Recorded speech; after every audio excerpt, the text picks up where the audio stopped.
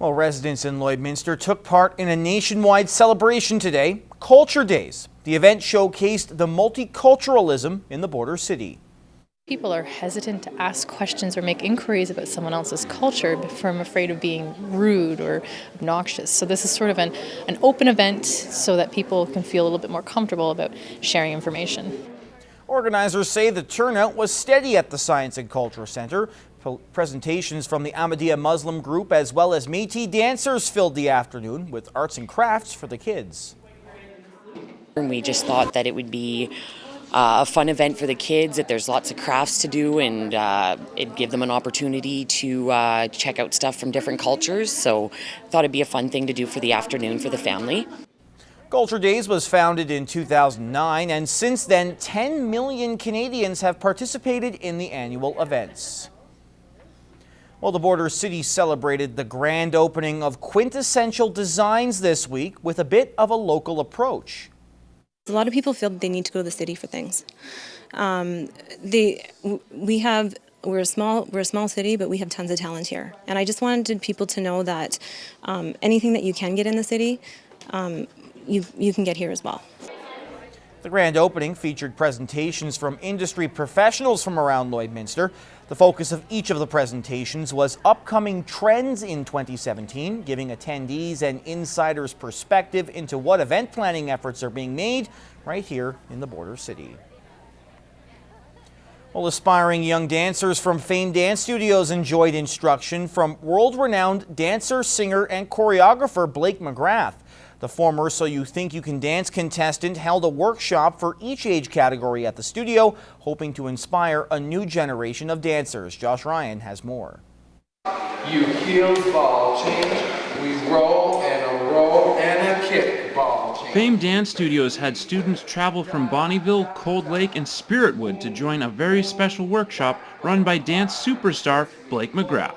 The dancers they were all really excited, really endearing. Very sweet, and you can tell they've been training really hard, so it's been nice. I love working with new talent across the world. Builds confidence for everyone, and he makes you just get out there and do your best. McGrath was the students' pick for a guest instructor in 2016, which was just fine with the staff. I was 100% go because I gave them a list, a very short list, and I also wanted them to pick Blake. So they did. It was perfect. McGrath has traveled the world and danced with the likes of Madonna, Janet Jackson, and Britney Spears, but teaching others those moves has given him a new passion.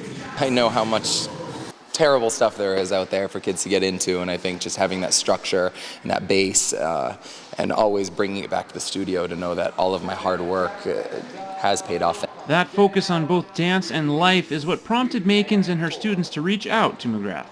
We look for people who will show the students what it is to be an international dancer, but we also look for people who are kind or who have a sense of divinity and aren't just about the world of plastic. I always had a goal, and it wasn't just out there to do whatever I want and kind of get into mischief and run around with friends that were like-minded on that side. My like-mindedness was the people in the studio that all had the same direction and the same focus to make our dance life better.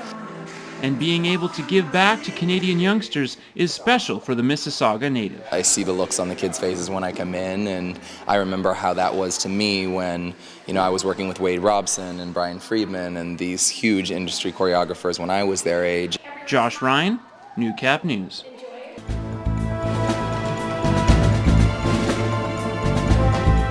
It was the final play of division action before the Wheatland Football League playoffs. The Lloyd Comp Barons were in a winner-take-all battle for first place with the St. Paul Lions. It was the first game the Barons played under the lights on their home field as well, with plenty of fans in attendance, bundled up. The Barons had plenty to celebrate on this night. Garrett Musgrave calls his own number for the 1-yard TD. Barons would lead 14-0. It would be 17-6 at the half. Second half, the Barons break this game wide open. Musgrave finding Dannon Slychuk for the pitch and catch. 24-6 Barons. Ryan Olsen finished with 2 TDs on the ground for the purple and gold. The big story was the defense, shutting the Lions down, including this pick by Cole Hain, the first interception of his career for the grade 12 product. The Barons clinch with a 37-6 victory. The guys came out in the second half, and a couple of things worked that didn't work in the first half, and we capitalized. We run game looked good today. Pass game was right there and just dropped a couple, but we'll be right. The defense was fantastic today. It was like the greatest moment of my life, I have to say. Like, I have never got a pick in my life.